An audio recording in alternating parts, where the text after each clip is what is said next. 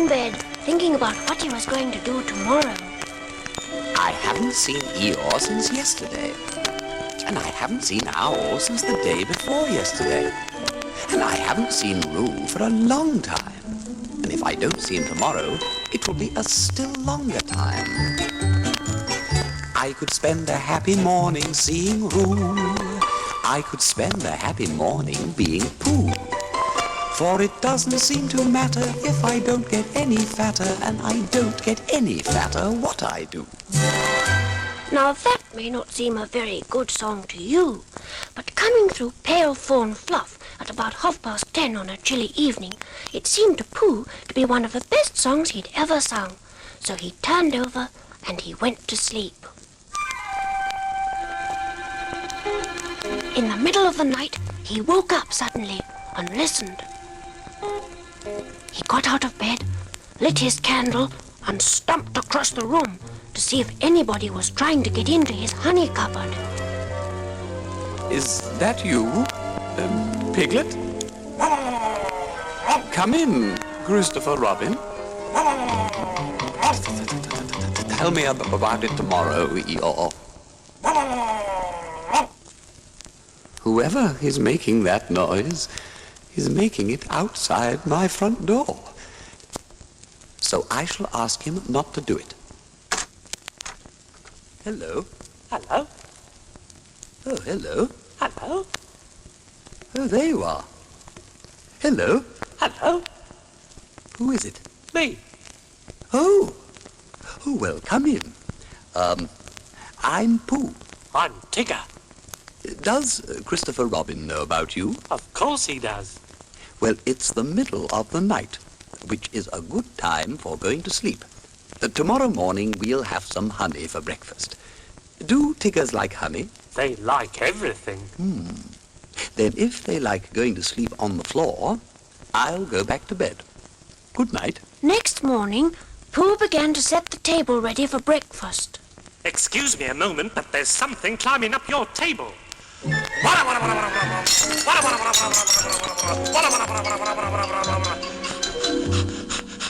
I won? That's my tablecloth that you're wrapped up in. I wondered what it was. It goes on a table and you put things on it. Then why did it try to bite me when I wasn't looking? I don't think it did. It tried, but I was too quick for it. Here you are. Try some honey. Oh, thank you.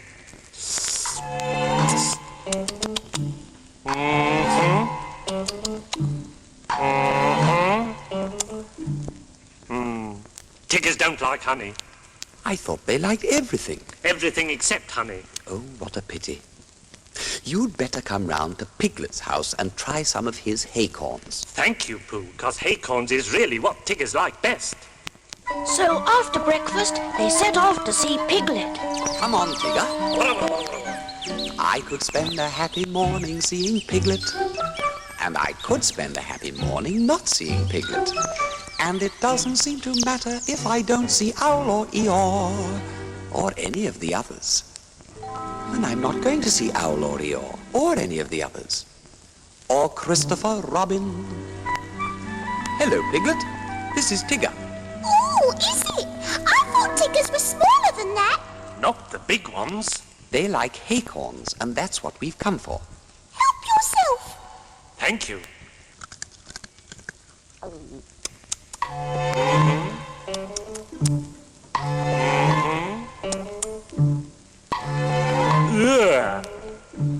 I beg your pardon? Excuse me. I wonder what he's gone outside for.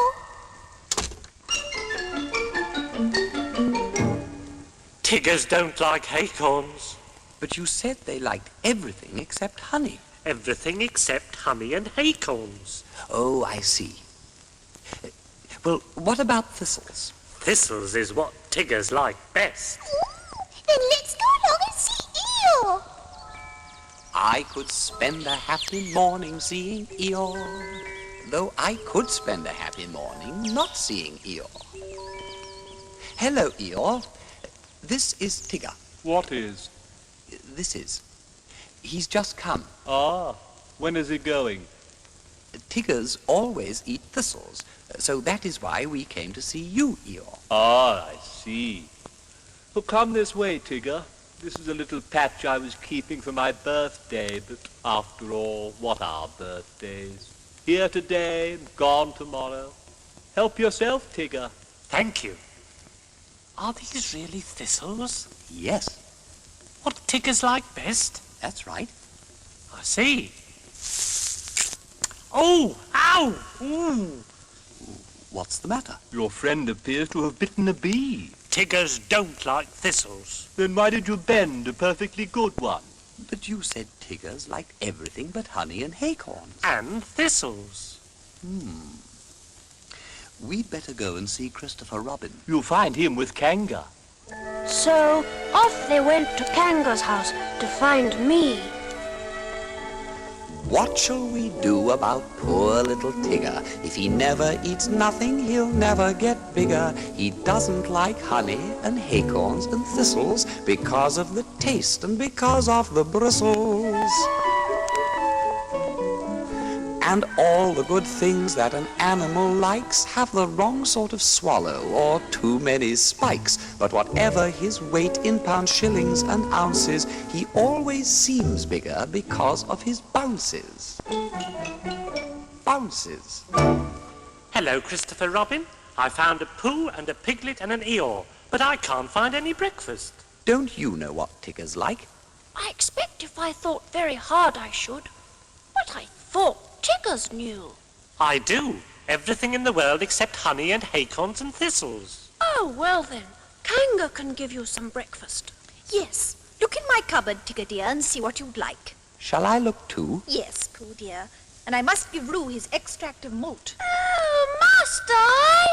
Now, Roo dear, you remember what you promised. What's that? That's Roo's strengthening medicine. Ah! Oh, Tigger dear. He's taken my medicine. He's taken my medicine. Ah, he's taken my medicine. Well, That's what Tiggers like.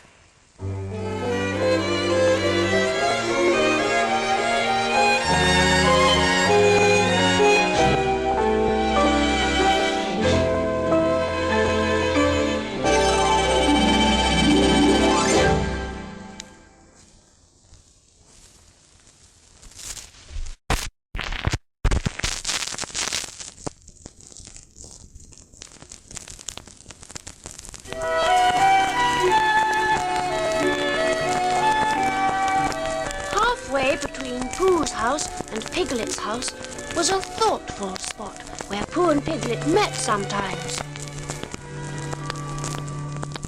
this warm and sunny spot belongs to Pooh. And here he wonders what he's going to do. Oh, bother, I forgot. Bother, I forgot. It's Piglet's too. Now one morning, when the wind had blown all the leaves off the trees in the night and was trying to blow the branches off, Pooh and Piglet were sitting in the thoughtful spot. I think we'll go to Pooh Corner and see Eeyore. Let's go and see everybody. But we ought to have a reason for going to see everybody. We'll go and wish everybody a very happy Thursday. Come on, Piglet. So they went to Pooh's house first and had a little smackerel of something. And then they went to Kanga's house, where they stayed to lunch. And then, blown and buffeted by the wind, they pushed on to Rabbit's house. Oh, I like his way of talking, yes I do. It's the nicest way of talking just for two. And a help yourself with Rabbit, though it may become a habit, is a pleasant sort of habit for a Pooh. Hello, Rabbit. We've come to wish you a very happy Thursday. So they sat down for a little. Then they hurried along to see Eeyore, before it was too late to have tea with Owl. Well, we are very glad to see you, Eeyore. And now we are going to see Owl. Oh, good you like Owl. He flew past a day or two ago and noticed me. He didn't actually say anything, mind you, but he knew it was me. Very friendly of him, I thought. Encouraging. Goodbye, Eeyore. And then they pushed on to Owl's house. Sit down and make yourselves comfortable. Correct me if I'm wrong, but am I right in supposing it's a very blusterous day outside? Very. I thought so. It was on just such a blusterous day as this that my Uncle Robert, a portrait of whom you see on the wall on your right, Piglet, whilst returning in the late afternoon from a... What's that? Look out, mind the clock. Out of the way, Piglet. Piglet! I'm falling on you. What's happening? The whole place seems to be tilting. Oh, dear.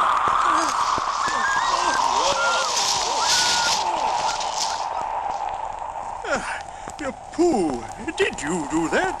I don't think so. Then who did? I think it was the wind. I think your house is blown down. Oh, has it? I thought it was Pooh. Did Owl always have a letterbox in his ceiling? Has he got one now? Yes. Look. I can't. I am face downwards under something. Oh, that's better. What are we going to do, Pooh? Can you think of anything? Well, I had just thought of something. It was a little thing I thought of, actually.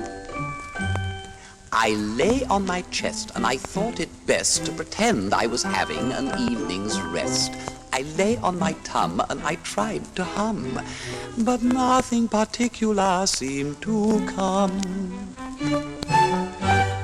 My face was flat on the floor, and that is all very well for an acrobat, but it doesn't seem fair to a friendly bear to stiffen him out with a basket chair.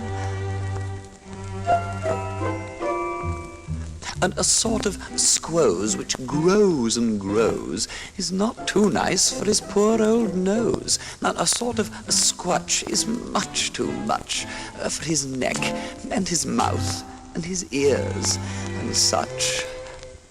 And that was all. Well, we can't go out by what used to be the front door. Something's fallen on it. Owl, I have thought of something. You tie a piece of string to Piglet. Then you fly up to the letterbox with the other end in your beak. Then you push it through the wire, bring it down to the floor, and then you and I will pull Piglet slowly up to the top. And there you are. And there Piglet is, if the string doesn't break. Supposing it does. Then we try another piece of string. Soon everything was ready. Piglet found himself slowly going up to the ceiling. Up we go. The ascent is proceeding as expected. Soon it was over, and Piglet opened the letterbox and squeezed through. Ooh, it's all right. There's a branch across the door, but Christopher Robin and I can move it. I'll climb down and fetch him. It's dangerous, but I can do it all right. We'll be back in half an hour. Ah, then that will just about give me time to finish that story, Pooh, about my Uncle Robert, a portrait of whom you see underneath you. Now, let me see, where was I? Yes. But It was Pooh on- shut his eyes and began to think of a grateful hum to Piglet. And later, when they had all been rescued, they sang it to me. Here lies a tree which Owl, a bird, was fond of when it stood on end. And I was talking to a friend called me, in case you hadn't heard. When something, occurred. Although the wind was blusterous and flattened out his favorite tree, and things looked bad for him and we looked bad, I mean, for he and us, I've never known them was. And Piglet thought a thing. Courage, he said, there's always hope. I want a thinnish piece of rope, or if there isn't any, bring a thickish piece of string. So to the letterbox he rose while Pooh and Owl said oh and hum. And where the letters always come, Called letters only. Piglet swells his head and then his toes. Help, and rescue. Piglet cried and showed the others where to go. Sing ho for Piglet, Piglet ho, and soon the door was